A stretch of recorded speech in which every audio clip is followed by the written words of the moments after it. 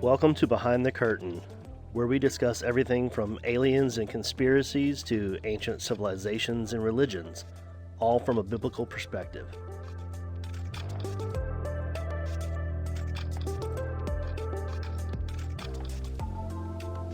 Okay, it's time. We're live. We're live. We're recording. We're live, but y'all won't hear this live. I'm alive. Yeah, I'm breathing. I'm right here. Alive. I'm alive and live at the same time. Yeah. Today, we really are. We promise. We really are going to talk about Mount Hermon. Talk about what we said we would talk about. We got a little bit of trivia about Mount Hermon at the end of the last episode, but we felt like the discussion that we had and some of the points that came up were very good, and we didn't want to rush through it. Right, so it was fun. Now we're really going to do Mount Hermon. After I mentioned these two things about Enoch. Here we go. This is my recap / clarifying previous topics segment that I always do right at the beginning, because we're always learning, you know. Right. Yeah. Just because we have an episode recorded and in the books doesn't mean that we know everything about it. So of course, I keep going back to that idea of angels and heavenly beings being in charge of maintaining order in creation, like assisting God. Yeah, all the repetitive things in nature. Yeah, and I realized that we didn't really draw attention to this, but that line in the beginning of Enoch when it says that like the heavenly luminaries, that the luminaries do not deviate from their path, you know, that they maintain they all rise and set in their season and stuff. And it's easy just to think like, oh, it's talking about like the sun and moon and stars, but that word luminaries gets used for heavenly beings. Right. It gets used for angels. That's how you make that connection. Right. So I didn't really draw attention to that word before. So I just wanted the audience to know, like, gotcha. That word luminaries, it's not just planets and stars and stuff. It's kind of like the host of heaven, the stars of heaven, And so that's why it was such a big deal when the Watchers came down and started teaching men this knowledge. These are luminaries that deviated from their path. And Enoch sets up the book by saying they know not to do that. You know, they never do that. And it's also why, remember we mentioned some of the forbidden knowledge was related to like astrology, astronomy, divination, the moon cycles, stuff like that. Well, you might think, well, there's nothing wrong with that. Like I have a telescope, that's not a sin. Wrong. You're sinning. Throw your telescope away. Yeah. Later in the book of Enoch, again, a passage we didn't have time to draw attention to, but when God punishes Samyaza and the Watchers that followed him, God says basically because they disclosed to humans how the heavens work. This was knowledge that was for the angels, for them, and not for humans. Yeah. And why would it be wrong for humans to know that? We can only speculate. Like humans are meant to be on the earth and rule the earth. God might think they don't need to know about the heavens. Right. Yeah. That's hard. You get passages like Deuteronomy. We've mentioned before when Moses says, "Don't lift up your head to the heavens lest you be enticed to worship them," and it says these things have been given to the pagan nations. Right. You know, so God doesn't want your attention drawn away by that's probably why he didn't want them to. Exactly. Well, I guess you could probably push back the same way and be like, well, the angels, it wasn't supposed to be their desire to be on the earth and have dominion, but they went after it anyway. Yeah. So anyway, it's just another reason why that knowledge would have been forbidden. God says, like, basically, you guys had your job and humans have their job, and you went down and told humans things they don't have business knowing. And humans are using that to corrupt themselves, basically. And so be content with what God has given you. And focus on the job at hand. Right. Like I said before, Christians have the ultimate cop-out with that Matthew 6 passage, seek first the kingdom of heaven, seek first the kingdom of God and his righteousness, and all these things will be given to you. Yeah. It's like, I think every time I come up with any kind of struggle in my life, like if I get stressed out about something in like my family, my personal life, or at work, or just, even emotionally, like if there's a period of depression, or we're out of a routine and things seem stressful or whatever, a lot of times things can get lodged in humans' minds, and you fixate on that, and that brings you down, and people want to say, well, what am I supposed to do? With all the Disney Star Wars shows that have been coming out, it's like you have such a high hope for the stories that they're going to tell, and then it's like poo-poo. They have been a little disappointing. Yeah, recently. they've gone recently. It's clear that Star Wars and Marvel are just cash cows to Disney now. They are. I think they're just cranking out. They're both in decline. Yeah. But there's still hope. But a new hope. Yeah. So I think so. I'll start this podcast off with this encouraging word. I think that the way that you overcome depression, stress, strife, like all those things, when you feel like you're not content, something's wrong, what are you supposed to do? And that's always the question. We always pray like, God, show me what I'm supposed to do, open a door, whatever. The Bible makes it very clear. You have 2 steps to solve any problem. Mm-hmm. Seek first the kingdom of God and seek his righteousness. Right. And so, ask yourself, instead of what should I do to fix my situation, maybe ask like, what can I do to help somebody else? Or is there a way I can present the gospel to somebody, or help the poor, help the needy, help, orphans and widows. Yeah. That's what James says true religion is.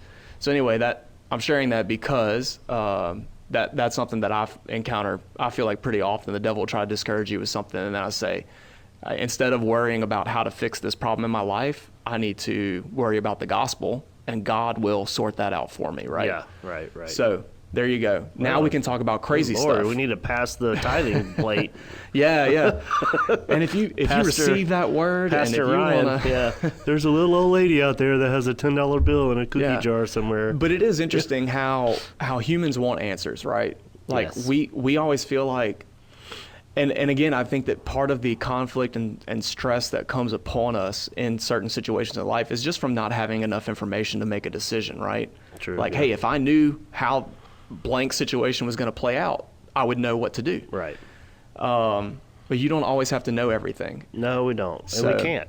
Yeah. So just... God gives you several cop-outs. There's cop-outs about how to live, how to pray, how to treat other people. The Bible makes our life very simple. Yeah. Yeah. We can only go so far, and then that's where, that's what faith is all about. Yeah. Is trusting God. Yep. Let him do the work. When I have no idea what's going on and why Disney is writing the Star Wars shows they're writing, it's like, trust God. Trust God. No, waiting on that Mandalorian season 3. Yeah. Hallelujah. That'll be the straw on the camel's back for me if that's bad. If that's bad, I will have to question lots of things in my life. Yeah. Hey, Star Wars is important in the end. I have to retheme my movie room. Oh yeah. Maybe I could theme it to like Greek mythology. Well, it could just be to commemorate the originals. The days of Star Wars past. The old days of Star Wars. Yeah. But anyway, that idea of I say all that because like we said, we can't know everything all the time, and we want to. But anyway, this idea of knowledge that eludes humans or that is forbidden to humans is a running theme in the Bible. Yeah. And you see that today, that people, like even people who still practice the occult and different, other religions, whatever, they are looking for something that's forbidden to us, right? They want some kind of special knowledge or authority or whatever. And definitely. So that's where a lot of this evil comes from. So, and knowledge is power. So the more knowledge they get, the more powerful they feel. That's right. And then, so that would segue us right into what we're talking about today, because we're talking about Mount Hermon. We're all about them segues, bro. Yeah, man. And I ain't talking about the rolling kinds. I don't want random stuff. I could throw out random encouraging stuff. I want it to make sense. Right. So, Yeah. So Mount Hermon. Dude, Mount Hermon? Hermon? Yeah. So Mount Hermon. So the biblical story doesn't give us all the detail about what happened with the story of the Watchers, the sons of God that cohabitated with humans and the Nephilim. It doesn't tell us about all that. But from other Jewish texts and extra biblical stuff. Yeah, or even extra pagan stuff, yeah. Yeah, what you say, extra Judeo-Christian material. Yeah. I don't know. All those other thingies. Yeah, there's other religions. Right. There was a lot of myth and lore surrounding Mount Hermon. It's a very important geographical location. Bro, it is the more I studied about Hermon, like, it is a hotbed of mystery and religions and epic proportional things of the beginnings and endings of the world. Yes, it's a lot. It's a pretty amazing. I'm coming closer and closer to the conclusion that Mount Hermon is where Eden was. It's where things began and things will end, and Jesus was chilling on top of that mountain in the middle, and it's a lot. Maybe later in this episode, I would like to explain that idea, because I had that thought too. I've heard other people say that, because everybody wants to know, where was Eden, and people think Atlantis, is supposedly underwater or somehow hidden from humans. So they're like, maybe that's Eden, or maybe Eden is a place that isn't on Earth, or maybe it's something that was destroyed or whatever. Right. But if we had to pick real world locations, I feel like Mount Hermon's a front runner. Oh, I think so too. That general area. Something in that area. Yeah. It's pretty crazy. I think from studying it the past week, I have changed my mind on all the pyramids and pyramidal structures and temples all over the world. I kind of thought like the origins of that was maybe Babel, but I think it goes beyond that. I think it goes because of the tower, the ziggurat. Right, the Tower of Babel, and the trying to get to the gods that way. But I think the idea for that came from Mount Hermon. Yeah. That this is where this is where the Watchers, when they built that first tower, touched down. Where did their association and mythology about high places come from? Why did they build a tower? I never thought about that, but I think that's the origin. I think Mount Hermon is the mountain they're building, and it connects to if you think Nimrod was a Nephilim or some kind of demigod or whatever. A lot of historians connect him to Gilgamesh. Who's 2/3 God. I actually had that in my notes about the Epic of Gilgamesh, like different places where this mountain is referred to. Yeah. Extra biblically. It's just, like you said, pyramids, a lot of people think, oh, that's like the Tower of Babel maybe, but they got the idea from somewhere. Right. So there's a lot of parallels between the Tower of Babel story and the Genesis 6 story. Why don't we just start by giving some facts about Mount Hermon, like where did the name come from, and it's like 9,200 feet tall. Yep, 9,000. It's the highest point in the Middle East. Yeah. So. And that's why there's a UN base there, and it's a tri-border area. It's a tri-border area. It's from a few things that I was looking at. It's a pretty crazy area with nations and militaries and all that kind of stuff. They actually call the base the eyes of the nation. Eyes or the eyes of something. Yeah, the eyes of something, like where they're keeping an eye on all these border regions. Yeah. But go figure. You got UN. We're gonna go and plant our flag right there at the top of Mount Hermon. Yeah. I heard conspiracy theorists say that there's a portal or something that the UN they're either guarding it, things from coming in and out, or that they're communicating with beings on the other side. That definitely happens, for sure. Maybe not the science fiction way you think, but Vecna is out there, dude, and people are trying to talk to him. You're going to hear a lot of Stranger Things references today. Yeah. And probably Star Wars and Lord of the Rings. I feel like there's a running theme here. There's apparently a running Frasier theme now nerd. is a running thing. We've Dude, done I that love in 2 Frasier, episodes. bro. Frasier's so great. Some classic Christian music too, Christian rock. But Mount Hermon. So the word Hermon. I'm not so a you Hebrew got scholar, Hermon, so I'm gonna say it wrong. Hermon, and Hermon. So there's different ways of pronouncing it, but the word Hermon means a sanctuary.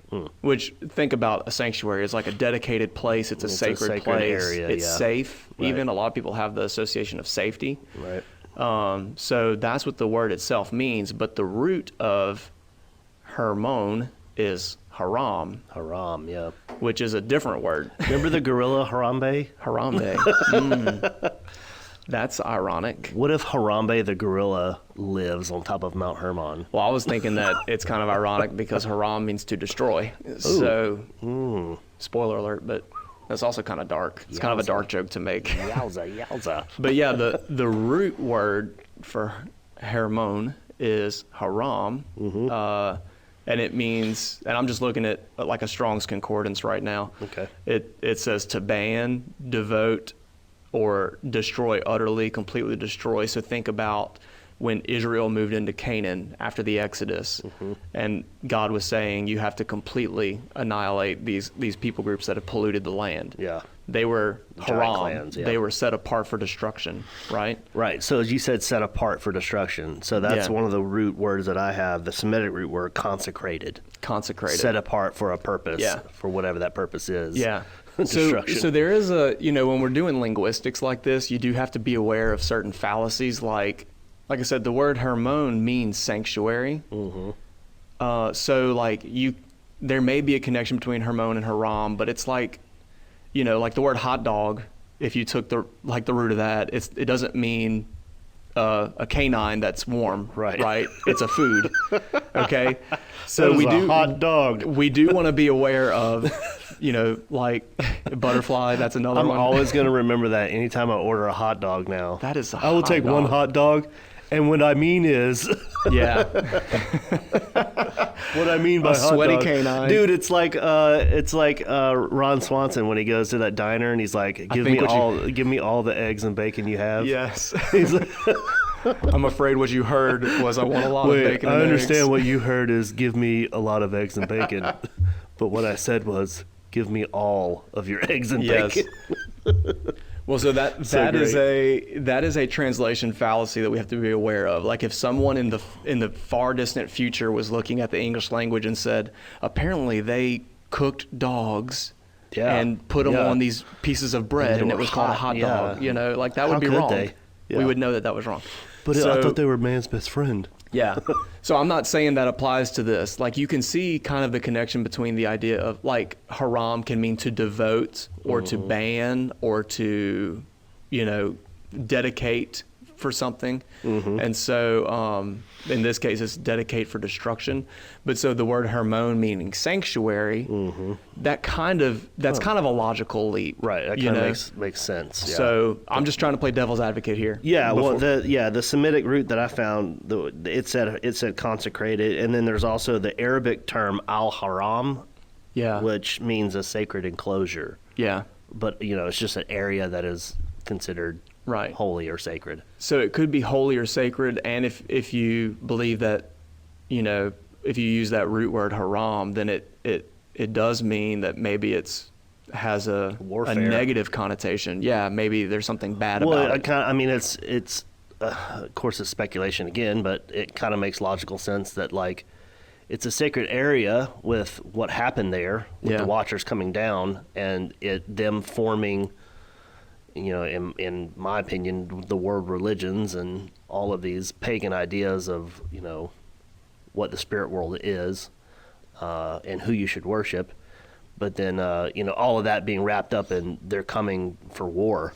They're coming to declare war on humanity and take us out. And and then you consider that these beings are under the guise of like trying to help humans. We're going to make you more powerful by teaching you. Well, they were crafty in the way they did it. They were politicians. Yeah. They came down in suits and ties. Yeah. And then they have these Nephilim kids and say like, these are your kings now. Yep.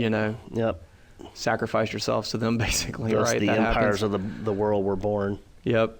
So yeah, there's a lot going on with Mount Hermon. There's a lot of meaning that's kind of implied there. But it's also, we mentioned, so it's mentioned in the Bible numerous times. Yeah, I had a couple of them pulled up. Let's see. There's a few, like Deuteronomy 3, Joshua 12 and 13. It talks about Mount Hermon is depicted as the northern boundary of the Amorite kingdom.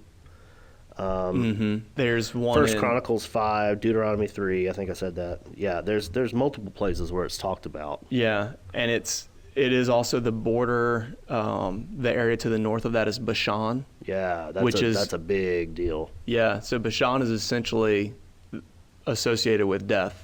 Yeah. It's evil. Think about you remember, and that's important when we get toward the end of our podcast. We're going to talk about that idea and why that's important. Yeah, so Bashan, the root word there is serpent. It's the land of the serpent. Right. And so it has this association with death, like the underworld. Yeah, almost. The underworld. Yeah. So think about this. You remember when we talked about Eden and we talked about gardens and mountains. that gods would live in places that are lush and there's lots of water and fruit, and they would live in high places or under the sea where humans couldn't reach them, right? Right. Well, the desert is kind of the other end of that spectrum, right? The desert is hostile. The wilderness is hostile to humans. And so Bashan, being a wilderness, is considered a land of evil. Things went there and died, you know? Yep. And Jesus even kind of alludes to this when he talks about, you know, he says you cast a spirit out of a man. Right. They wander in the wilderness, and then they say, I miss my home, and they return, right? Yeah. And so, Well, that idea that evil spirits are in the wilderness. Right, true. know? Yeah, Azazel.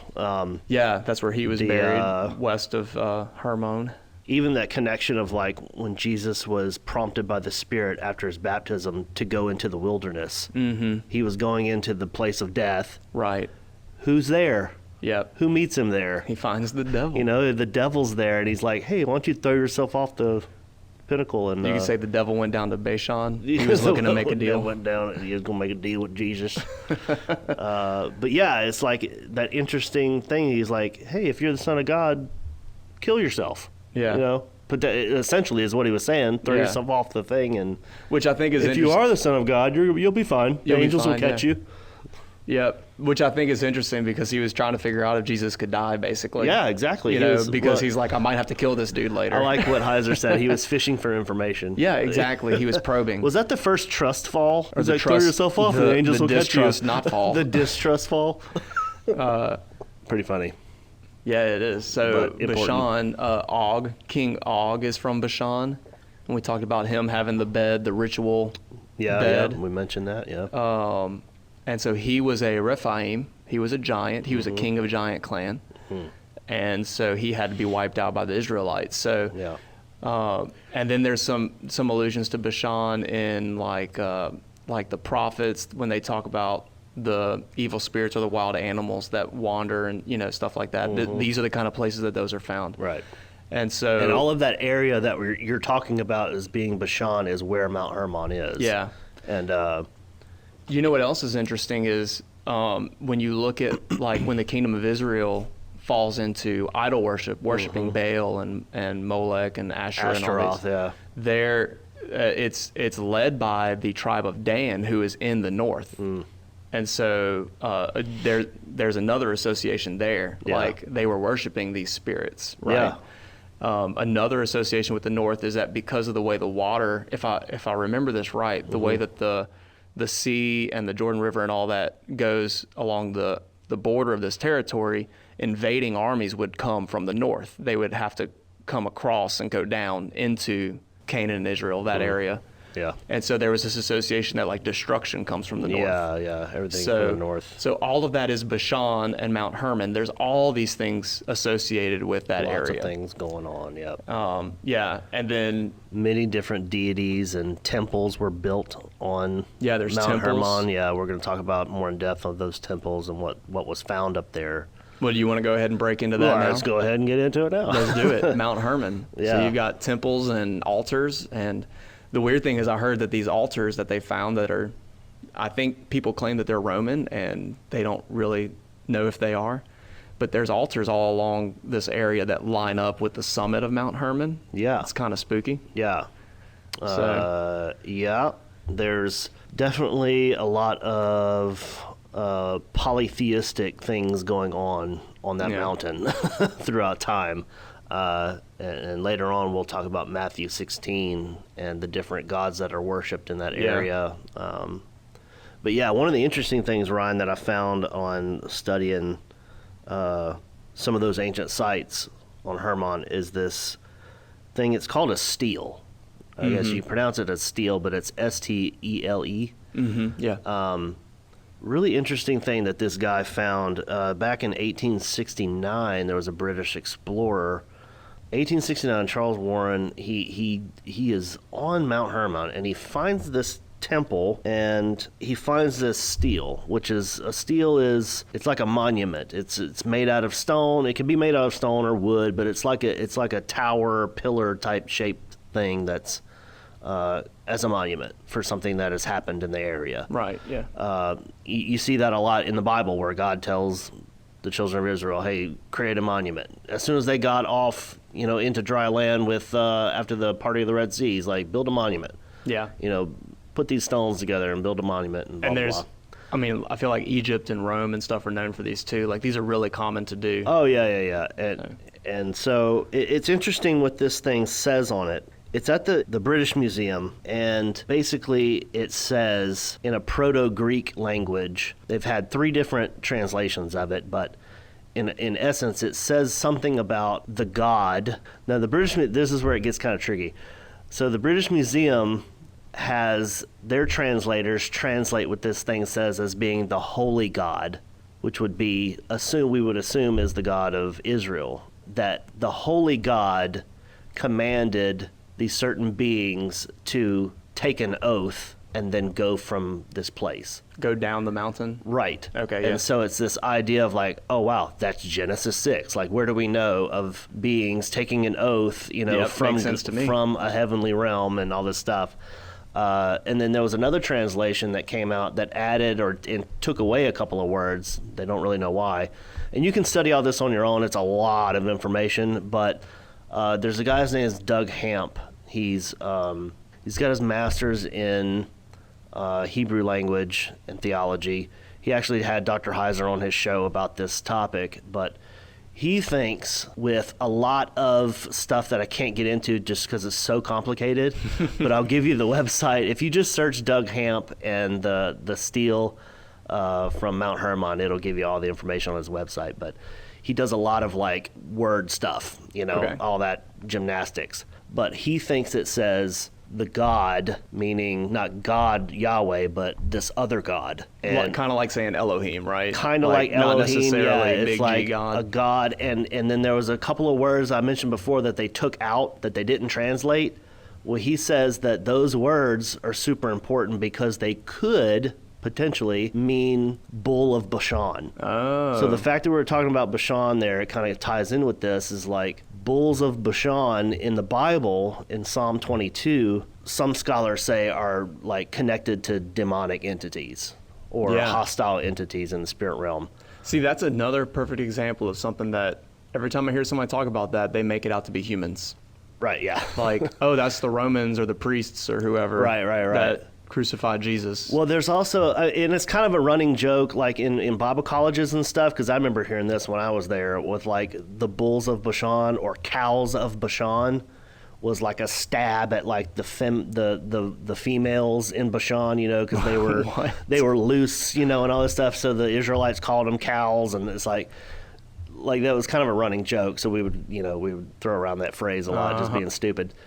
What are you, a cow Bashan or something? But oh god, but it's potentially there's a lot deeper meaning to that phrase. These cows or cattle or bulls of Bashan, and it's interesting that it's in that area of Bashan, the ancient Bashan. Yeah, and could refer to demonic entities. Yeah, well that passage, Psalms 22. Psalm 22, yeah. 12 and 13, it says that the strong bulls of Bashan surround him. But then the verse 13 says they open their wide mouths at me like ravening, roaring lions. Right.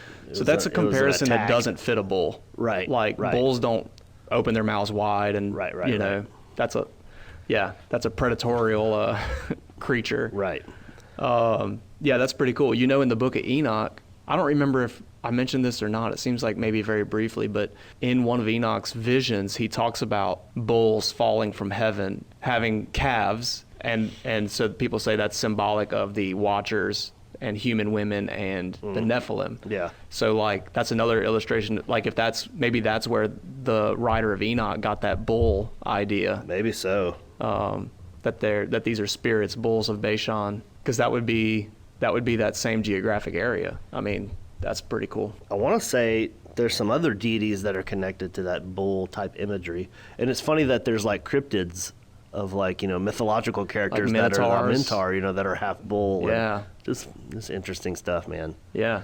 And then like the Israelites crafting the calf out of gold. Oh yeah. Like why did they craft a calf? There's calves and bull gods in Egypt, and yeah, that would have been Well, that could be something from Egypt. It could be something from Baal, from Canaanite religion. A lot of people don't know this. I think that this will come up in the future, because at some point we should probably talk about the Exodus and the plagues and stuff. But when the children of Israel leave Egypt and they come to the Red Sea, the Lord tells them to turn and face the mountain. I don't remember the name of the mountain. Mm-hmm. But there's actually, you can go look this up in Egyptian history, that there was a group of Canaanite originated people living in northern Egypt. Mm-hmm. And so that in that area they would have worshipped Baal. And that's how a lot of people associate like Ra with Baal, you know? Yeah. And the descriptions are even similar. Like Ra rides across the sky in a boat, Baal rides a chariot. You know, he's the cloud rider. Right. Yeah. He's the bull god also. Yeah. And well, even the idea of like Molech. There's bull imagery connected to Molech and Baal. So there was a region in Egypt where they would have worshipped Baal at that mountain in northern Egypt. Mm-hmm. So yeah, the bull imagery, there's all kinds of stuff there. Tell you what, this is just all bull. Yeah, the Egyptian god was Apis, or Apis is the bull god of Egypt. Okay. Well, there's several other religions, like we just talked about Egypt and Canaan now, Canaanites, but like we mentioned Gilgamesh a little while ago. Yeah. But Gilgamesh, who, by the way, is 2/3 divine, he's a giant. He's a giant, yep. And a lot of people link him to Nimrod, so we already said that. But it says that the Epic of Gilgamesh mentions that that Mount Hermon split after he killed Humbaba. Yeah, there was like a big UFC match, and they stomped their heels a little too hard there and split the mountains. Yeah. So Humbaba, by the way, now there's some interesting stuff about him. He's probably the first monster, like mythological monster recorded. And he's the guardian of the house of the gods, which is a garden. And so in the Epic of Gilgamesh, in case you're not familiar with the story, Gilgamesh is searching for the secret to eternal life. Mm-hmm. And he's trying to recover because he's after the flood, after the flood that wiped everybody out. Yeah. He is trying to recover the sacred knowledge from the Apkallu before the flood. In the Epic of Gilgamesh, he gets that knowledge from their version of Noah. They say that, I forget his name, how to pronounce it, but their version of Noah in the story, this king that survived the flood and brought animals with him, had the secret to immortality. And he gives this, he basically tells Gilgamesh how to get this information, how to get the ancient lost knowledge, basically. Yeah. So there's a lot. One day we'll break that down. But Humbaba is the guardian of the home of the gods, which is in the woods, or in this forest. Mm-hmm. And Derek Gilbert actually pointed this out, that some translations, instead of the sound of the letter B, Humbaba, it's Huwawa with a W. Ooh. And they say that people make the connection to Yahweh, like that sounds like Yahweh. And so this would be basically them insulting the Most High God, because he kicked the serpent and Adam and Eve out of the garden and put a guardian there and separated them from the tree of life that would have made them immortal. So he kills Huwawa, right? Mm-hmm. And wait, Huwada? Yeah. So anyway, there's some other stuff going on there, but yeah, it mentions Mount Hermon. Mount Hermon was a holy site, and then and then Baal, I think Baal's throne was Mount Hermon. Yeah, there was some. So when we talk about like Mount Hermon, down toward the bottom, somewhere in that area around that mountain, there's I don't know. Do we want to talk about this now? Not. Don't skip ahead. Don't skip ahead. Don't go. Well, there's like Dr. Heiser was saying, adjacent to Pan's Grotto at the base of Hermon, there was Baal worship. You remember when we talked about the Garden of Eden and the cherubim, that the Nakash is basically comes up in Ezekiel and in Isaiah, that people believe that the devil was the cherubim that was cast down. Yeah. And in Isaiah 14, one of the things that it says there is, he said in his heart, I will ascend to heaven, I will exalt my throne above the stars of God, I will sit on the mountain of assembly in the far north. And I think, isn't that what Baal Zephon is, Lord of the mountain, or Lord of the north, or something? Yeah, in Ugaritic religion, the mountain or the summit is referred to as Zephon. Yeah. In Ugaritic texts, and that's the place where Baal is located in the myth of. So you'll see that a lot in the Bible. They'll talk about the mountain in the north or the heights of the north. And there's actually in one instance where the Lord, like the writer, we can post about this later because I didn't write it down for this episode, but it seems like it's one of the major prophets. He says basically that Mount Zion is going to be the heights of the north. And Mount Zion is not in the north of Israel. Right. And so they are using that as a polemic. They're using it to compare where Baal's throne is in Mount Hermon. Oh, gotcha. That Zion is God's throne, is Yahweh's throne, right? And so, and that's where we get all the stuff about the end times, him descending on Zion and, or whatever, and building his kingdom on earth, in Jerusalem, all those things. So that phrase, the heights of the north, could be referring to Mount Hermon because it is the northern boundary of Israel, and it's the tallest peak. Well, tell us about the location of Mount Hermon, and the pinpointed location, and maybe some numbers that are associated with that pinpoint. About the 33. Bro. Yeah, we can't. There's a reason the UN is up there, bro. That came up on our last episode. We teased that a little bit. Lord have mercy. But before they changed the prime meridian to the Greenwich line, the Paris meridian, Mount Hermon was located at 33.3 degrees. Yeah, the axis point of the peak is the highest peak was 33 by 33. Yep. And we all know that 33 is a fun number. Yep. And then you get those other things. Connected to many different This is just repeating, if you listen to the whole episode last time, this is just repeating what I already said. But like Roswell, New Mexico, Walt Disney World, and Disneyland in California. There's like all these things that are on the 33rd parallel. Yeah. That are kind of, I don't know. We're just saying. Yeah. 33-degree Masons. Yeah, which I figured out where that comes from because every time I Googled 33-degree Masons, everybody's like, that's not real. There's only 3 degrees. So the 3 degrees that people are talking about in Masonry or in Freemasonry are like the apprentice level, the entry level, and then... you got your small, medium, large. Yeah, basically. I don't remember the title for the second one. But the third one is Master Mason. Yep. Well, there's different brands, I guess I would say. Yeah, there's different sects and varieties and regions that do different things. So the Scottish Rite has 32 degrees. Now, I want to say Aleister Crowley was in that rite. Maybe so. I could be wrong, but I know Albert Pike, he was a big occultist, Satanist guy. Yeah. He was in the Scottish Rite. Well, so the reason people get 33-degree Masons, and everybody that says, well, that's not true, that's not a real thing, this is where it comes from. Right. The Scottish Rite, which is a type, like a segment, or it's one of the big ones. It's a big brand, yeah. They have the first 3 degrees that everybody has. Then they have an extra 4 through 32, right?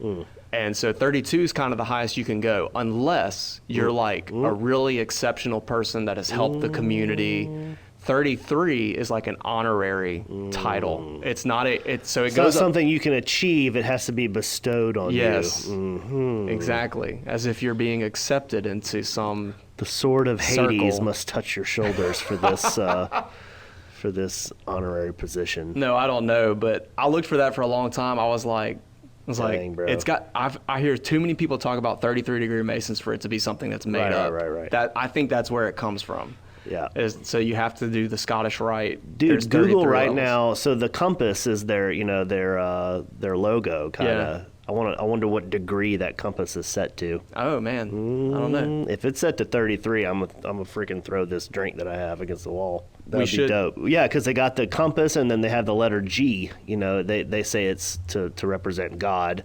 And that the eye on the pyramid and all that. Oh, that's like the eye of God. Watching everything that we do. It's all over our money and the compass. There's no numbers on the logo, but it looks like it could be a 33-degree angle. It looks like it because it's almost like an upside down V almost. Yeah. Well, you have the measuring square at the bottom, and then the little compass on top at the top. Yeah. And so I'll say this. I know from school what a 45-degree angle is. Yeah, that's and not a 45. Sharper than that's a 45 lower, degree. Yeah. Bro, that's it. It's 33. So maybe so. That's all over our money. It's all over our all that imagery, the Egyptian, the esoteric imagery. Yeah, it's all over our money and our the founding of the United States, and of course they have a an explanation for all of it. Oh, it represents freedom, and it's like, how does a pyramid with an eye at the top of it, the Eye of Horus, or whatever you want to say that eye is. And then you have, like I showed you yesterday, the whole thing. So, dude, go and look up Hollywood and celebrity photos and them covering their left eye. I showed Ryan this yesterday, and it's like just picture after picture after picture of like promotional things like by Hollywood and celebrity and movies and TV shows and modeling and all this stuff. Like, there's so many pictures of celebrities and stuff covering up their left eye for some reason. Yeah, it says that the symbol, the square, represents morality, that there is a true right angle, right? Yeah. So that there is an absolute right or wrong. It's in the 33rd and realm. And the compass represents boundaries. Yeah, I bet it does. And so... the boundaries of their portals to hell. I'm just doing... This is happening live, folks. I'm looking to see if there's any... Off the cuff. Nobody says for sure when you design the logo or when you draw the logo what angle the compass is supposed to be at. And they connect their beliefs and their whole thing. Like, the reason they're called Masons is because they connect it back to Solomon and the Masons that built the foundations of the temple. Yeah. So they link it back to that profession and that craftsmanship.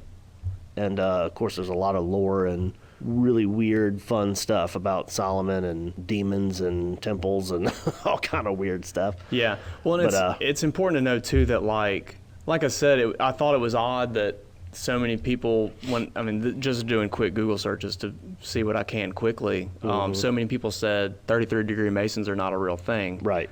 And here they are. But they are. Well, so it's important to know that Freemasons is a fraternity, like a global fraternity that has no global government, essentially. Right. Yeah. It's important to them that it's a regional or community-driven thing. Right. Yeah. So it's chapters not everywhere. Like with the Catholic Church, for instance, you have the Pope. Right. Right. So everything ultimately goes back to the Pope. Yeah. Freemasons don't have any Pope or world government equivalent. So I can see where some people would be like, that's not a real thing. Right. Maybe they haven't studied what other types of Masons do, but maybe so. And so people are so quick, knee-jerk reaction that in the media and popular culture, anybody that questions anything is automatically labeled a conspiracy theorist and they're a nut job and anything they say is false and that's just not true. And but they've been groomed to think and feel that way. They've been indoctrinated by schools and universities for years now to, here's your history. Yeah. Don't question it. Well, the idea of the 33 degree, like the longitude and latitude. Yeah. Stuff like that comes up in more than just, we're talking about Freemasonry right now, but just like occult practices, these things have importance because, for instance, the Paris meridian, which is not the standard now, everybody uses the Greenwich line as the prime meridian, but the Paris meridian was associated with the occult as a ley line. And so the way that I understand ley lines, and a lot of this is from Laura Sanger and just from reading very quick facts about it online, but yeah, so the way I understand ley lines is that it's a connection, it's a line that you can draw between one or more quote unquote sacred spaces. Right. So they all connect like a network. And if you're practicing magic and the occult and stuff, the idea is that these places that have high levels of iniquity or violence or whatever it is that corrupts that area, those areas have stronger reactions to your rituals and stuff. And if you practice or set something up along a ley line, you're essentially connected to those points, right? Yeah, you're connected to the power grid. Yeah. So of the spirit world. Yeah, a power grid. That's a good way to think about it. I want to say, I don't know a lot about witchcraft and Satanism. Thank God. Yeah. But study at your own risk. Yeah, the whole just be aware of what you're looking at. The whole idea of drawing the pentacle on the ground, that you stand inside of. Well, there's a pentagram. Which the pentagram is not an evil symbol. It's not by itself. It's a 5-pointed star. Yeah. which represents it has been used for a multitude so many different of things over things. history, sure. But pagans did adopt it, and they started drawing the circle around it, which is called a pentacle.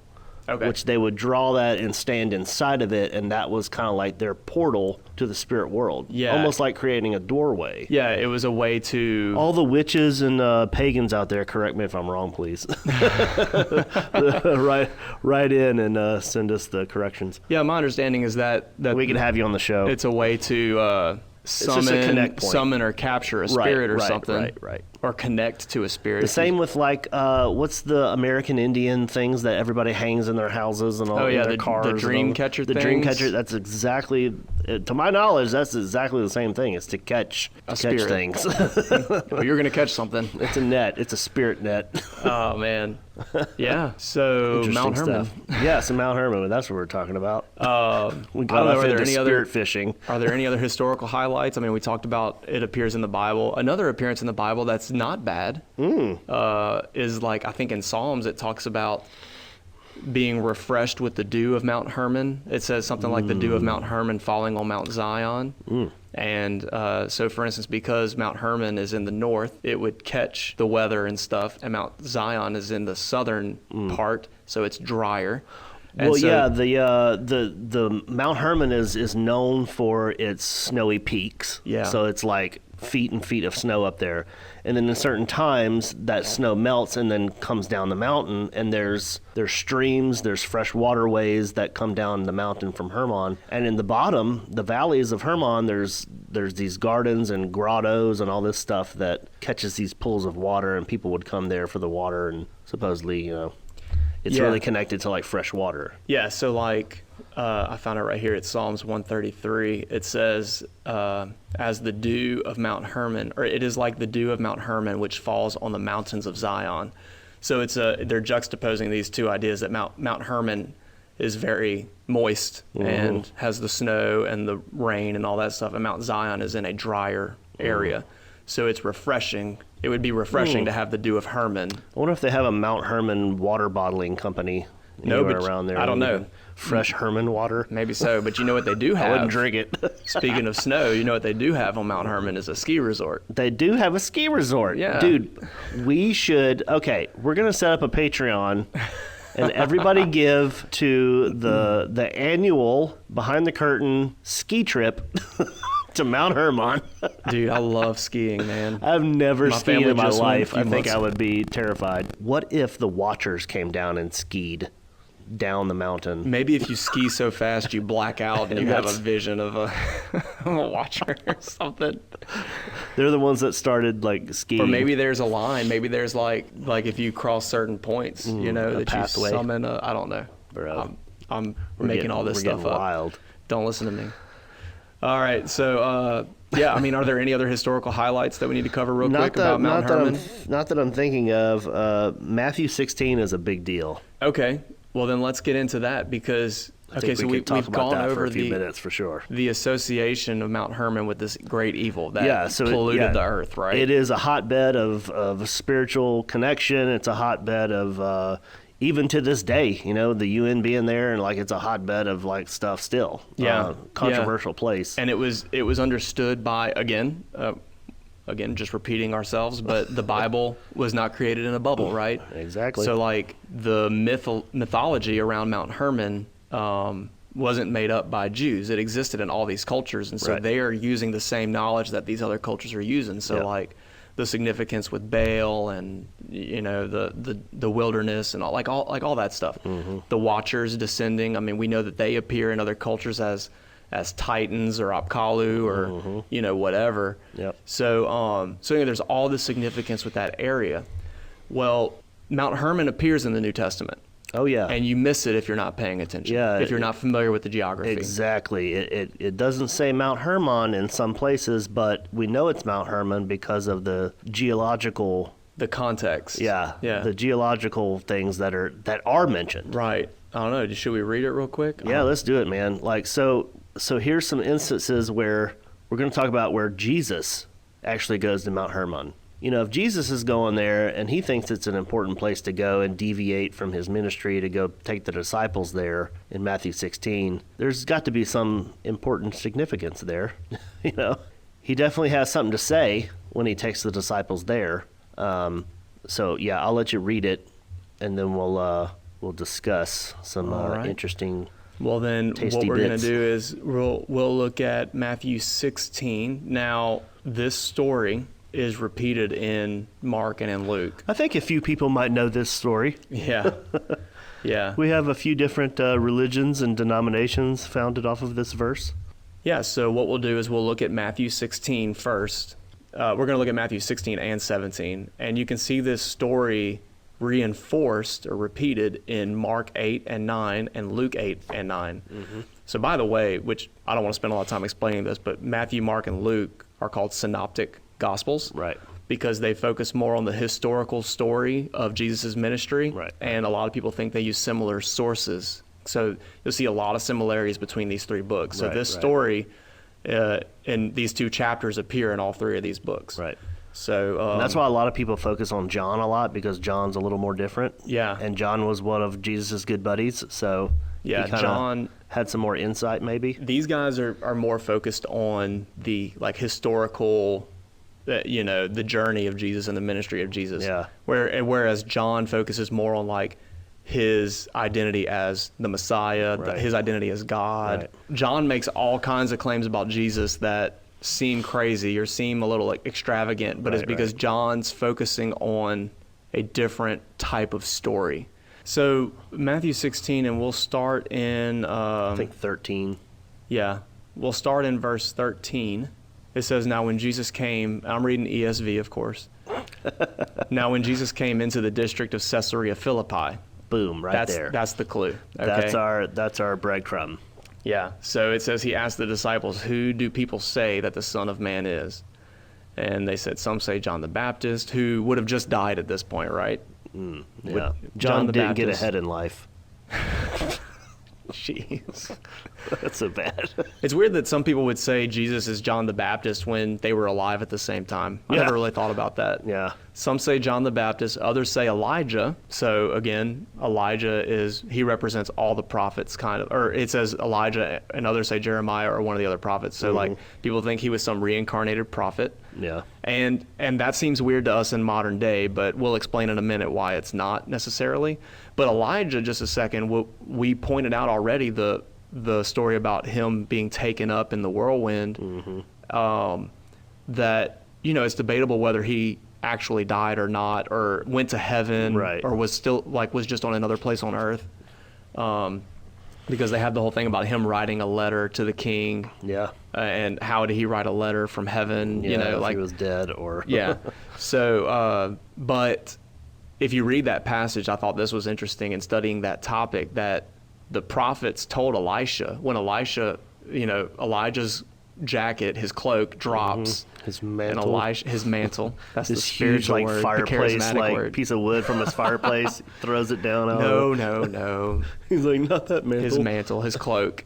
So he drops his cloak. Elisha grabs it and walks back through the river. Mm-hmm. And the other prophets from the city say, well, hey, let us go look for Elijah. It's possible he's on a mountaintop somewhere.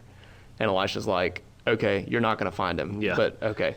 So in their minds, he took that heavenly Uber. Yeah. So this is again the idea that and maybe they're thinking well, Enoch got taken somewhere, so Elijah could have been taken somewhere. Yeah. So this idea that they seem to think they could find Elijah. They didn't think he was taken up to heaven. They were like, let us go look because it's possible that he's on some mountaintop. He's somewhere. We're gonna find him. Yeah. Yeah. So I thought that was interesting. I never really considered that. I always read that as with the presupposition that he went into heaven. Right. And I was like, why would they offer to go look for him if he's not on earth anymore? Right. Maybe they just didn't know what was going on. Yeah, there's more to that story, but interesting. We got to get back to Jesus. Let's see. Oh, hallelujah. Yeah. Let's get back to Jesus. So that's why it might be significant that some people thought he was Elijah. There's some myth surrounding the character Elijah. Yeah. As well as the other prophets, but Elijah comes up again in a little bit. So he said to them, "But who do you say that I am?" And Simon Peter replied, "You are the Christ, the Son of the living God." Mm-hmm. And Jesus answered, "Blessed are you, Simon Bar-Jonah," which just means son of Jonah. "For flesh and blood has not revealed this to you, but my Father who is in heaven. And I tell you, you are Peter, and on this rock I will build my church, and the gates of hell shall not prevail against it. I will give you the keys of the kingdom of heaven, and whatever you bind on earth shall be bound in heaven, and whatever you loose on earth shall be loosed in heaven." Then he strictly charged the disciples to tell no one that he was the Christ.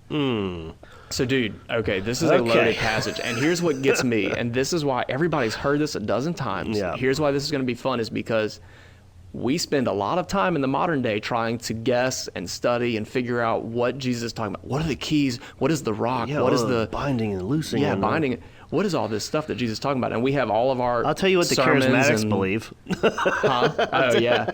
Yeah, very familiar with that. Yeah. But that's a perfect example. Like, we come up with all these explanations for what Jesus is talking about. There are concrete, like, when Jesus said these things, there are a few things that would have come to the disciples' minds. Oh, definitely. There are things we can know for sure. Yes. So should we just like go in order and just break it down? I think we should start at verse 13. Okay, so verse 13, they came to the district of Caesarea Philippi. So where is Caesarea Philippi? Exactly. Everything you talked about Bashan earlier, same place. Yeah, the north. It's the north. So this is the Roman name for this region. Caesarea is from Caesar. It's Caesar's region, Caesar's territory.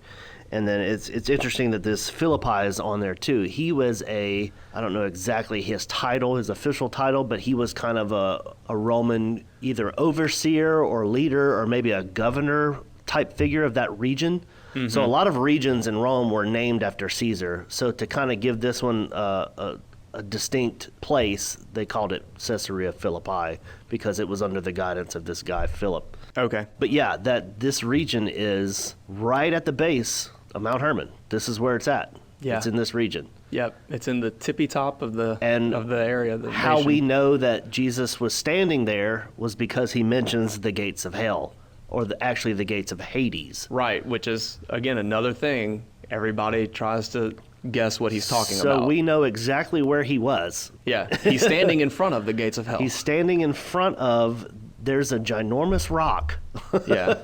that almost looks like a mountain itself at the base of Hermon. And it's this rock that he's talking about. When he says on this rock, they're looking at a giant rock in front of them. Right. At the base of Hermon. And hewn in this rock is, you have to look it up like on a map. They have like a reconstruction. There was all these temples in this area right in front of this rock. Yeah, they had like Zeus. Cut into the rock. There's all these like indentions where they would put idols and statues and offerings and all this stuff in the side of the cliff. But there's an interesting place. There's a cave, and it's this huge cave. You can go look at it. It's still there with a pool of water inside. Supposedly they would sacrifice things into that pool, and there was this whole thing of like, if the sacrifice would rise up in the water, then that was like a sign that it wasn't accepted. But if it floated down into the water and like sank, it was accepted by God or the Pan God. And so all of this stuff. And I've heard both sides, like they sacrifice goats, they sacrifice people. They don't really know exactly what they definitely sacrifice goats. They definitely sacrifice goats because they had a festival the dancing goats. Yeah, the dancing goats. There was actually everybody in the town would bring a goat. There was a high point and a low point where these altars of the dancing goat were. And then there was a temple to Zeus, and then there was also the main temple there was for Pan. This whole area was called Pan's Grotto. Yeah. So it was this area where we talked about earlier, like the water flowing through and flowing down off of Mount Hermon. This is where these pools of water are, and they're still there. Just go look at them. It's so dope. I actually looked at it in VR. It was dope. I think I mentioned that last time. Oh yeah, that's cool. But yeah, really neat. So yeah, there's a lot of God deity worship going on in this area, and it's all related to the underworld. This idea of this cave being the gate of Hades, the gate of the underworld, the gate of hell into the spiritual world. Pan is this goat. He was a hybrid. He was a part man, part goat. You know, the ancient world called him satyr. They called him satyrs. Greek and Roman mythology. Right. He had the horns and the hooves, and that's where we get like our modern day devil imagery. That's where a lot of that comes from, probably stems from. Yep. Even like the Baphomet in Satanism is this goat, half man figure. He was connected to a lot of like folk type living out in the woods, hunting animals. He was connected to fertility and a lot of the things that go on with fertility. A lot of the worship to Pan had to do with those things. Sexual stuff. A lot of it you can look up, like a lot of like sculptures and stuff that they found of Pan. He's got some bits that are very prominent and have to do with that type of worship. And so there's like the temple prostitutes and all that stuff that they would worship Pan with, you know, and it was like, oh, I'm just going to worship. Yeah. Well, see, and I think that's again historic context you don't get just reading this story in the Bible. No. Because this is not a place a Jew would go. No, this is associated. First of all, the idol worship alone is enough for a Jew to avoid the area. was but horrendous. Just the lowest level of debauchery. Right. And it was done out in the open. It wasn't like, we're going to go in the temple in a back room and do I've heard this people worship say stuff, before, you know? not just temple prostitutes like that, and we've discussed that before, but because Pan is a mix, human and goat, a hybrid, yeah. There are bestiality. There are people that say bestiality was practiced there as part of a ritual to Pan. Right.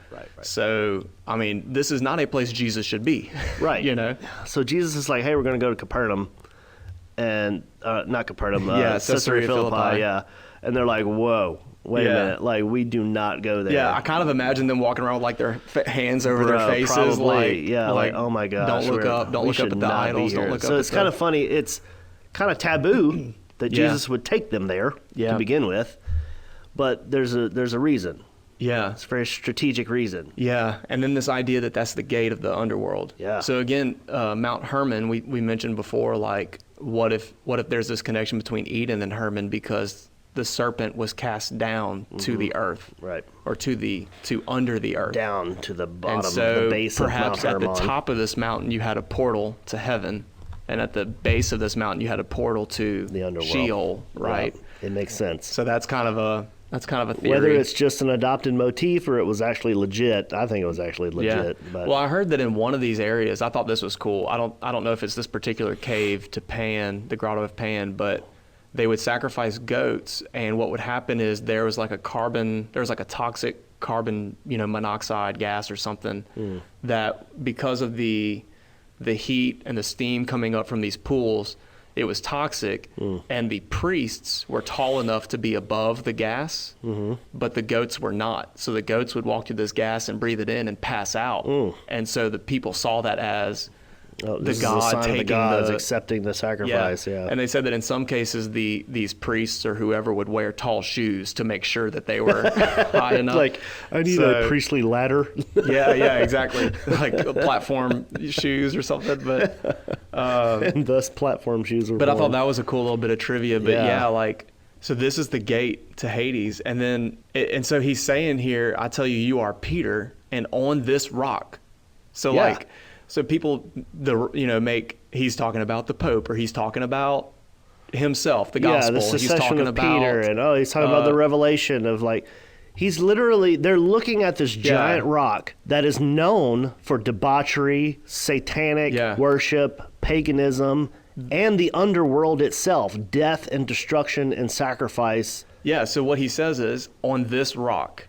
Okay, so that's the rock. Right. Then he says, I will build my church, and that's the word ecclesia.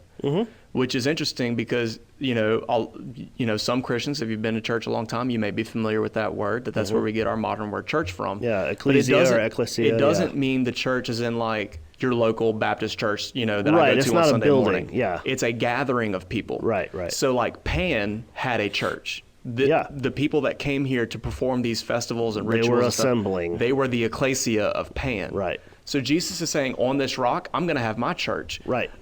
If I were one of the disciples, I probably would have walked out right there. Like, not happening, dude. I'm not. Peter seems to think this guy's a Messiah. Yeah. I think he's crazy. He's like, this is where we're church planting here? Yeah. This would have been the worst place to start a church. like what or the best Christian place, church. Really. I don't know, maybe. I don't know. But he's saying, on this rock I will build my church. And now with that context, the reason, and the gates of hell shall not prevail against it. Right. The reason that's significant is because he's saying this is a place that's known for evil and death and debauchery and idol worship. I'm going to build my church here, and they can't stop me. Right. And because they would have associated this with the ultimate darkness, like the deepest evil. Right. And he's saying, I'm going to bring light to this place, and the darkness can't win. Right. Like there's nothing they can do to stop it. Exactly. Well, I think there's like a lot of things in the Bible, of course, there's a physical and there's a spiritual. There's a literal and a metaphorical, you know, and all this stuff. And I think both are working here. The fact of the spirit, the physical idea is that they're standing in this place and that it's right at the foot of Mount Hermon. And I think Jesus was poking all these gods in the eye. Yep. And he was saying, hey, I know what happened here. Like, I know on this rock the watchers descended and they disobeyed me and they tried to overthrow me and they were cast down, and now they're coming down here to try to destroy this domain that I've given to humanity. Yeah. And he's saying it's not going to work. And he literally uses the gates of Hades. Yeah, and a lot of people think and they're looking at it. Right. You know? And he's like, the gates of hell physically are right here in front of you, but also spiritually, the gates of hell are not going.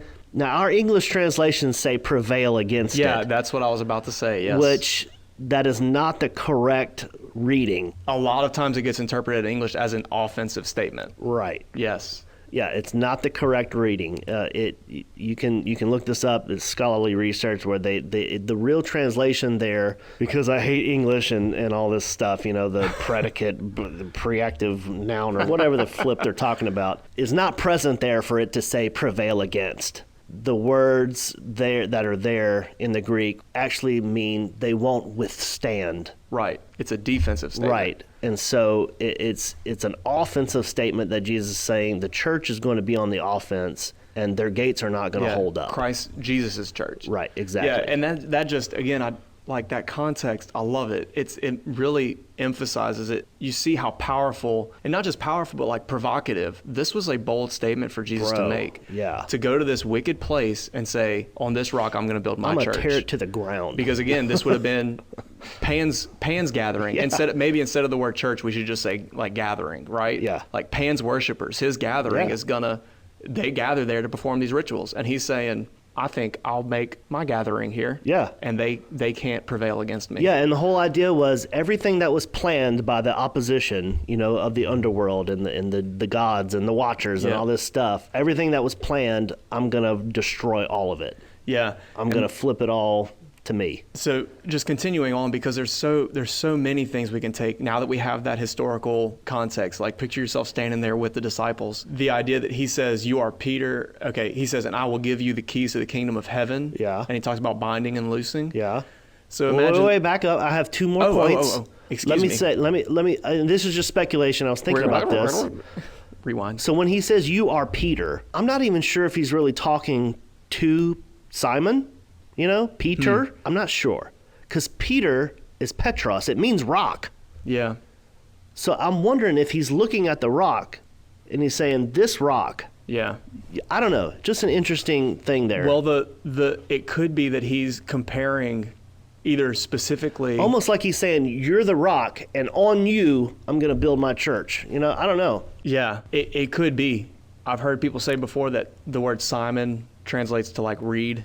That it's something that's not firm. Right. So it could be that he's addressing Peter specifically or the whole group of disciples and saying, you're the rock. Yeah. And he's comparing his disciples to the physical rock behind them. Yeah. You know, and saying, you're the rock. On this rock, I'm going to build my church. Yeah, and it kind of reminds me of the triple entendre like in Genesis 3 with the serpent. Yeah, it can have multiple meanings. Okay, is he talking about Peter himself, or is he talking about this revelation that Peter has said that he's the Christ, and you know what? Or is it the physical place they're standing? Yeah, it might be a little of all three, maybe. It could. I think it could be. I think it's more Rob than one meaning for sure.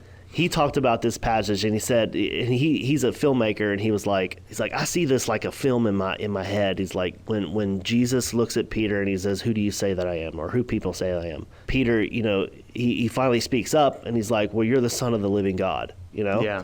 And it's funny that he says the Son of the living God. He said, I see it in my mind like Peter is looking at Jesus, and then he's like looking at the rock, you know, with all the pagan worship and stuff, and the evil and the death and Hades.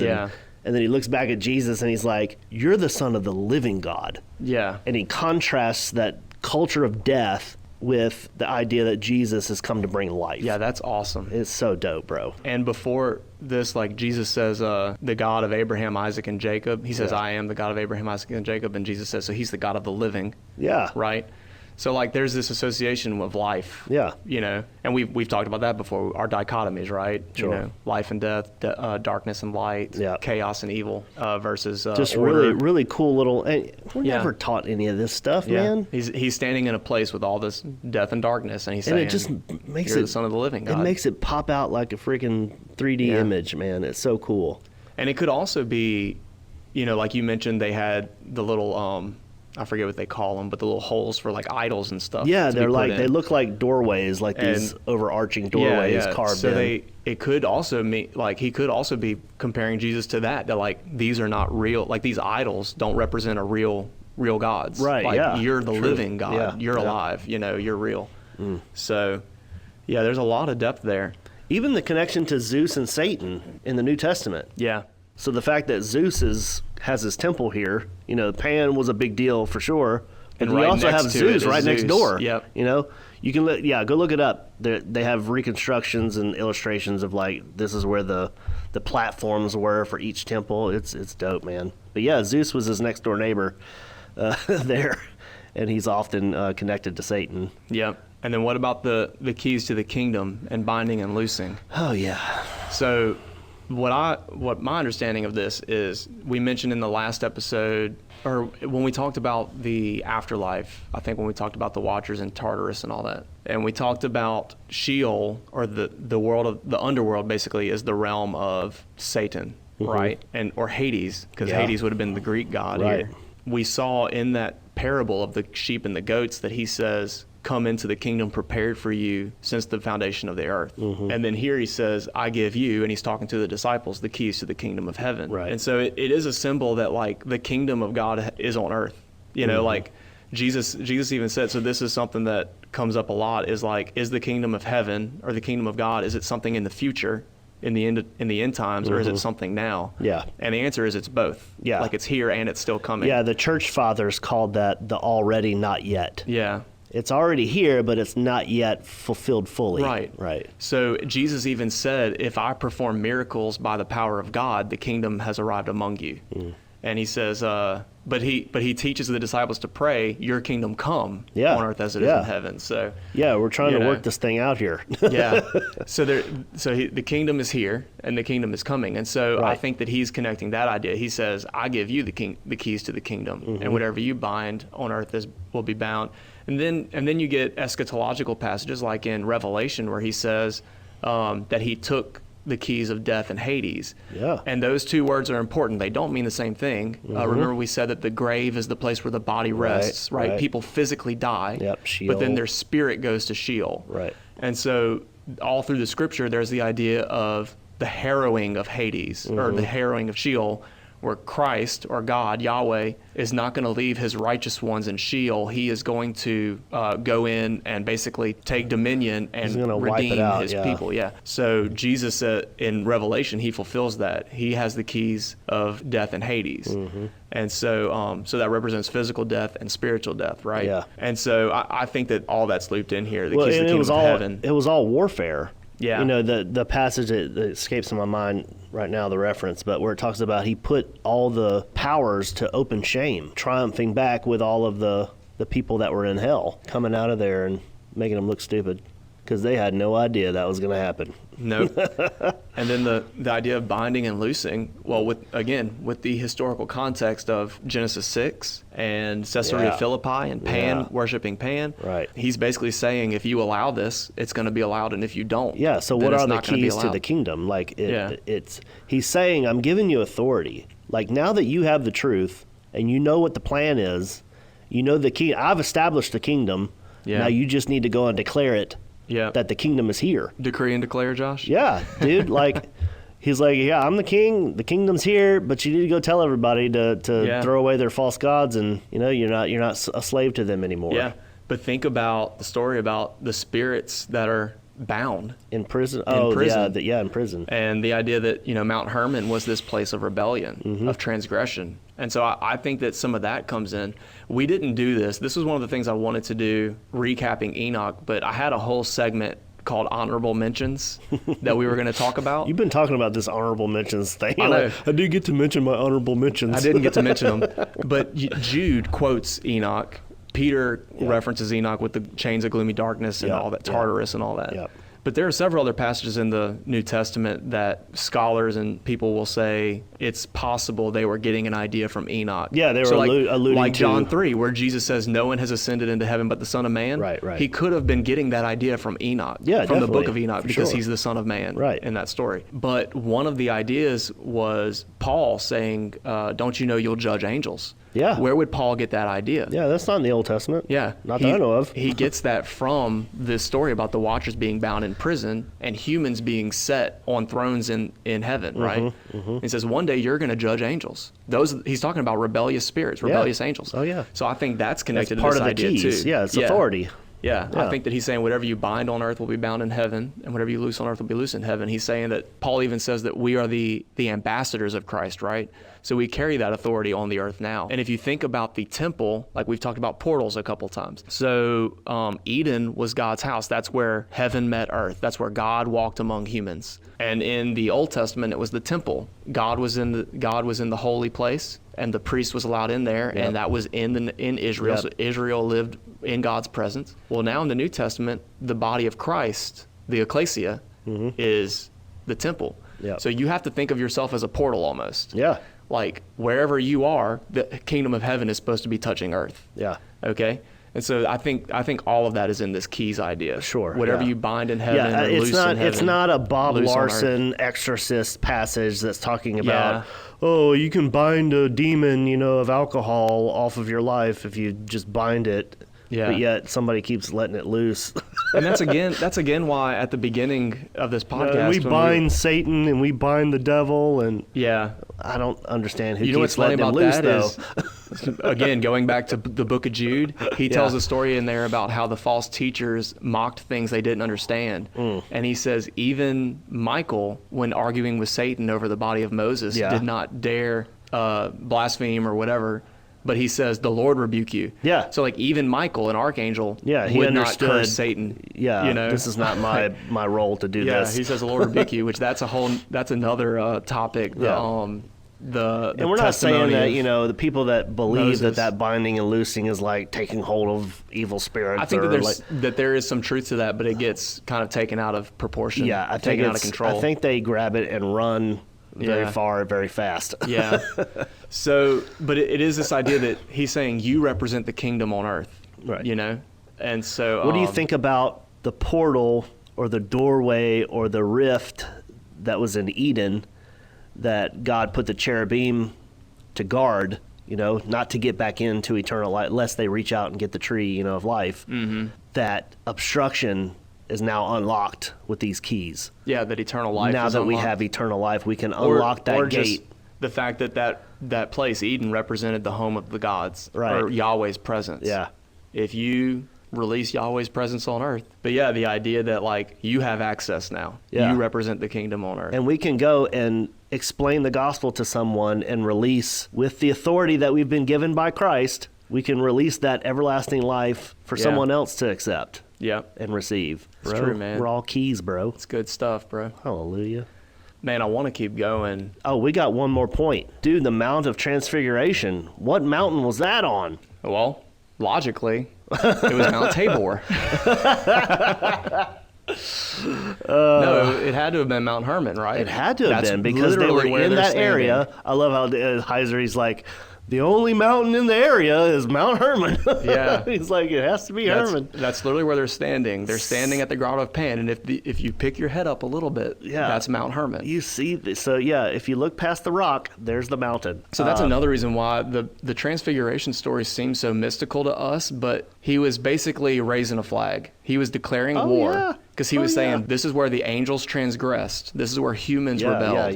And he's saying, I'm going to reverse it.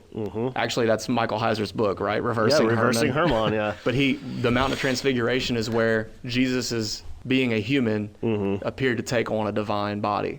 So, and he's saying, men are going to be redeemed now. I'm reversing this curse here. Yeah, his glory as the Son of God definitely shone at this moment. Yeah.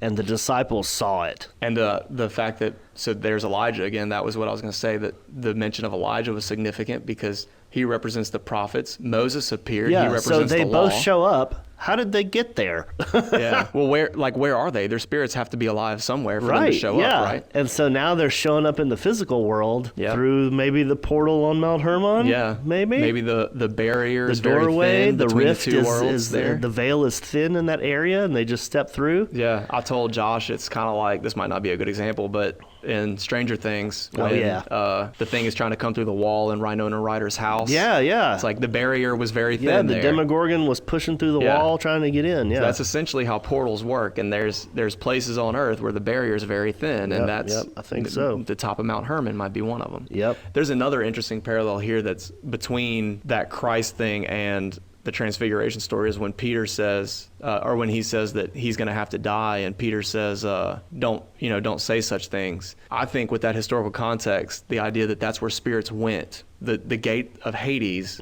was in that cave. Yeah, death. Right? And so they believed that spirits could go in and out of that cave. And so Peter, like, again, it adds context to why Peter wouldn't want Jesus to talk about that, because he's saying, Jesus, don't say that. You can't go down there. You're the king. That's not for you. Yeah. You know? Yeah, you're the king. You're holy. Yeah. Like, that's not a place that you should go. Yeah. And basically, like, in his mind, that was impossible. And it's almost like it would have corrupted Jesus in his mind for him to be down there. Yeah.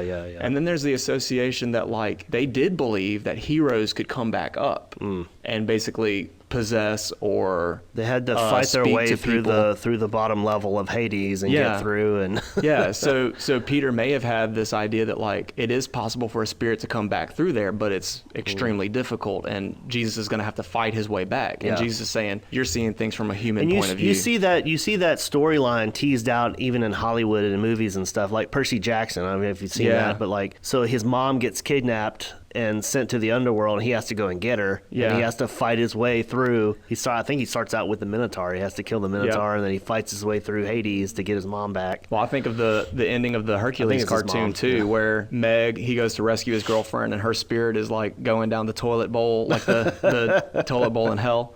And he has to dive in and get her, and he has to, like, swim back out.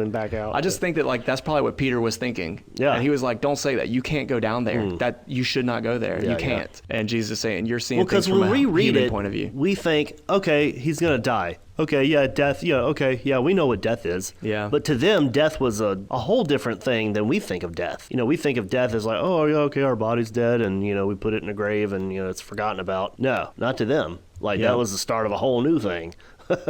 Yeah, so the idea that the Transfiguration was on Mount Hermon is just so cool. Now, do you think, I believe after this event of the Transfiguration, he shows his glory, the disciples really truly see it now. What is it, like a week later, he's dead. And it says from that point on, he started talking about how he would have to die. Well, remember we said earlier that the temptation story, when Jesus went into the wilderness and fasted, that the devil was probing for information. Oh, yeah. When he went up Mount Hermon and had this Transfiguration scene, it would have been very clear to everybody in heaven. I'm not talking humans, I'm talking Elohim. Yeah. They would have known, like, oh no. Yeah. This is not he's good. Declaring war against us? Yeah, exactly. Oh, he's our target. Yeah. For sure. Yep, this is our territory. And I think we have a foothold here. Like the lizard people, they possessed and the lizard people. And we're having a serious moment, Josh. Right, yeah. Well, the idea of them by proxy using the Roman Empire to kill him, using governments and laws and all these types of courts and judges and all this stuff that he had to go through. Yeah, like, we're gonna kill this dude. The only thing we can do is we got to kill him. We got to take this dude out. Something ain't right. And you bet that they were all sitting there watching every single thing that Jesus did. Yeah, especially after his baptism, when God audibly spoke and said, "This is my son," and then you see the devil like, wait, if you're truly the Son of God, he is trying to get that info. Yeah. He knew. Yeah. He knew right then. And then right after that is he cast another spirit out of the little boy. That's when he says, this kind only comes out by prayer and fasting, I think. Or he says, faithless generation, how long am I to be with you? And the disciple says, why couldn't we cast this one out? And he says, if you have faith like a mustard seed. This is what I wanted to point out. He says, they said, why couldn't we cast that spirit out? And he says, because of your little faith. It means they have faith that's immature, right? Right. They have doubts. Right. It's still a seed. Because some people want to say, like, if you pray for something and it doesn't happen, like, oh, why did so-and-so die after I prayed for them? Or why didn't I get healed? Or why didn't I get this raise, this, whatever. Right. Why did this happen? People say, well, it's because you don't have enough faith. Yeah, I would argue that's a dangerous way to that teach. Is a horrendous thing to say to someone. Yeah. Can you imagine? Yeah. Like everything that I mean, that's like almost abusive. I mean, even in parallels of this story, I'm gonna look. I think it's Mark chapter 9. This is the same story. So the transfiguration happens. He comes down. There's this boy, and the father says, "This has happened since he was a child. It cast him into the fire and water to destroy him. If you can do anything, have compassion and help us." And he says, "What do you mean? If I can, all things are possible for those who believe." Like, bro, what you mean? What you mean?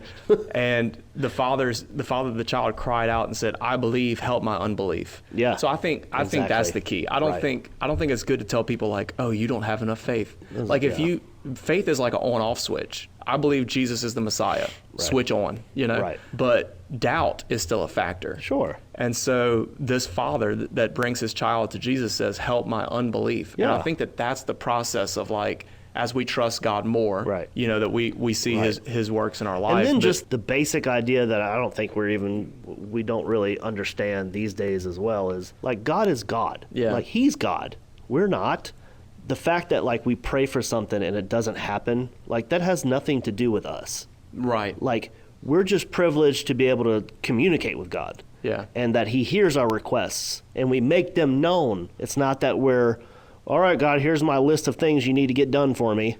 It's like we just make our requests known. Yeah. That's what the New Testament says. It's in His hands. It is a hard thing to accept because think about, so the Lord's Prayer, He says, your kingdom come, your will be done on earth as it is in heaven. Yeah. Your will be done. Right. And whenever He's in the garden. Jesus prayed that Himself. Jesus knows He's about to die in the Garden of Gethsemane and He says. And He did not like that idea. Your will be done. Yeah, He was like, I want this cup to pass. He said, yeah, that's exactly. Like, I don't want He voices his grief to the Lord. His humanity was like, dude, I don't want this. This is going to be terrible. But then He says, but your will be done. But it's not about what I want or feel. So it's a hard thing to accept, but it's almost like when you pray and something doesn't go the way that you think it should, you have to have faith that God has a better, not I won't say a better plan, because sometimes if it's a really traumatic event, I don't want to downplay anybody's trauma or anything, but the idea that if God allows something good or bad to happen, then He's got a reason for it. Yeah. Like God is playing the long game. Exactly. That's what the book of Job's about, right.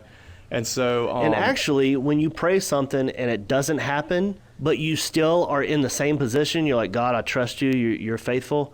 You have more faith. Yeah. To say that. Yeah. Then I think someone else that would be like, I didn't have enough faith. Yep. No, you have more faith that you put your trust in God and not what you want or feel. In those moments, it's help my unbelief, if something hard happens, help my unbelief, Lord. Right. But I mean, that's what we were talking about earlier. If you go through some event like that or something doesn't work out the way that you thought it should, the only thing we're supposed to be concerned about. Seek first the kingdom. Yeah. I understand going through grief and going through, there's a process to those things. Definitely. But at some point you have to refocus and go, you know what? Ultimately, it's about the kingdom. Yep. God's playing a long game here. I'm on His team, and so I'm going to do what I'm supposed to do on earth. And we don't have to know every single little, we want to know every single little detail and why this and why that, but that's God's stuff. Yep. So that's, man, that's good. And then again, after Jesus cast that spirit out, he foretells His death and resurrection again. So like that is the turning point in His ministry. And so can you imagine how the disciples felt? They bring Him to this place. He says what He says. He does what He does, and then He's like, "I'm gonna die," and they're like, "What?" Well, speaking of trauma and stuff, think about how they felt. This is not the way it's supposed to be, Jesus. He was the guy that was supposed to defeat the You Romans. don't understand, Jesus. You're not doing it right. Yeah, he was supposed to lead them in war against Rome. Yeah, and they against were going to Babylon, overthrow the Rome, and that's so it's so funny. It's like us now. They see the present Roman Empire. That's the threat. It's a threat, but it's so beyond that. Yeah. Like, it wasn't just a physical present threat. Like, it was this monumental, universal, timeless thing that's happening. Yeah. They're like, they just see what's right in front of them, you know? Yeah. Gosh, and we do that so much now. And that's what he tells Peter. You see things only from a human point of view. He's like, get behind me, Satan. Yeah. Well, anyway, look, we've talked about a lot today. I think we actually covered everything we meant to cover about Mount Hermon, so I feel accomplished in that. All right, well, you guys know the story. Go follow us on Instagram at behindthecurtainpc. Send us messages on Instagram. We love hearing from you guys. Share the podcast with your friends. Give us a review, you know, some stars and some good words or something. Yeah. Send us money. No. We don't have a system for that yet, so we'll see. We'll see. Josh and I are coming up with some cool ideas. No, you know what's more valuable than any of that stuff is just messages from you guys saying, hey, we're listening to the podcast and we like it. Yeah. Or like, dude, the one message we got last week that was like, man, it's totally changed the way I read the Bible and the way I think about my faith. And it's like, dude, that is like the best thing we could ever get. Yeah, and I loved last week answering, like we spent the whole episode answering questions. It was dope. I loved it. And that's the kind of thing that like I like because it challenges me to go study more, right? Yeah. Like I get to seek the Lord and learn, and right. But it also makes me feel like I'm helping people. Like somebody's listening and asks well, a question. They take the time to send us questions, Yeah. a list of questions. We should take the time to try and answer those questions. Yeah. So I love it. Send in whatever. You can send in stuff about Freemasons if you want. Apparently, we'll talk about anything on this show. We'll take 33 questions on the Freemasons.